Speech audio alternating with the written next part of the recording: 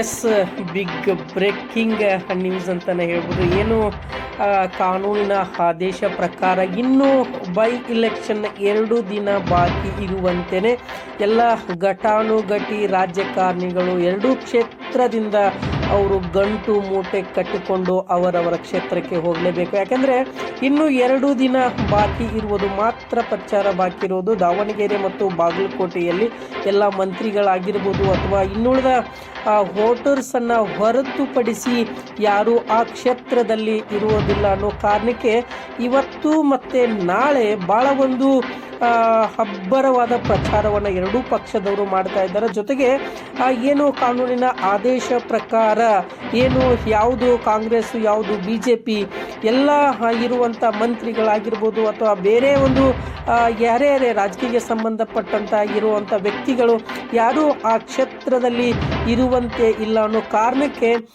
ಇವತ್ತಿನಿಂದ ಭಾಳ ಒಂದು ಪ್ರಚಾರವನ್ನು ನೋಡ್ತಾ ಬರ್ತಾ ಇದೆ. ಭಾಳ 2 ದಿನದಲ್ಲಿ ಕಾಲ ಅವಕಾಶ ಇರುವುದರಿಂದಾಗಿ ಮನೆಗೆ ಹೋಗಿ ಆ ಪ್ರಚಾರವನ್ನು ಮಾಡ್ತಾ ಇರೋದು ಎರಡೂ ಪಕ್ಷದವರು ಮತ್ತು ಎರಡೂ ಪಕ್ಷದ ಅಭ್ಯರ್ಥಿಗಳು ಮಾಡ್ತಾ ಇರುವ ಪ್ರಚಾರಕ್ಕೆ ಬಹುಶಃ ಏನು ಈ ರೀತಿಯಾಗಿ ಜಟಾಪಟಿ ನಡೀತಾ ಇರುವುದನ್ನು ನಾವು ಕಂಡು ಬರ್ತದೆ. ಯಾಕೆಂದರೆ ಈ ಹಿಂದೆ ಏನು ಬೈ ಇಲೆಕ್ಷನ್ ನಡೆದಿತ್ತು.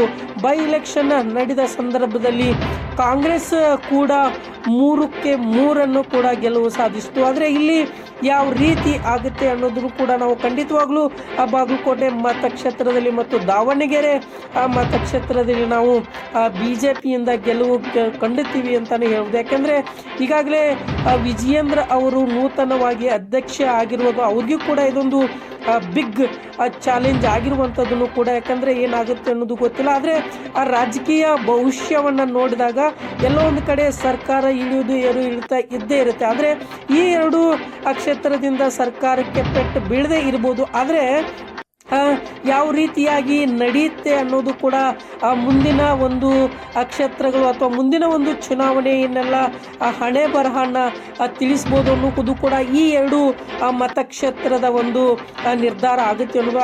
ಹಾಗಾಗಿ ಎಲ್ಲ ಅಖಾಡಕ್ಕೆ ಇಳಿದಿರುವಂಥ ಮಂತ್ರಿಗಳಾಗಿರ್ಬೋದು ಅಥವಾ ಎಲ್ಲರೂ ಕೂಡ ಈ 2 ಕೊನೆಯ ದಿನದಲ್ಲಿ ಅದೆರಡು ಸ್ಟ್ರಾಟಜಿಯನ್ನು ಅದು ಏನು ಮಾಡ್ತಾರೋ ಅನ್ನೋದು ಗೊತ್ತಿಲ್ಲ. ಆದರೆ VMTV ಕರ್ನಾಟಕ ಸತತವಾಗಿ VMTV ಕರ್ನಾಟಕ ತಮಗೆ ಸುದ್ದಿಯನ್ನು ಪ್ರಸಾರ ಮಾಡ್ತಾ ಬರ್ತಾ ಇರೋದು ಗ್ರೌಂಡ್ ರಿಪೋರ್ಟ್ ಜೊತೆಗೇನೆ.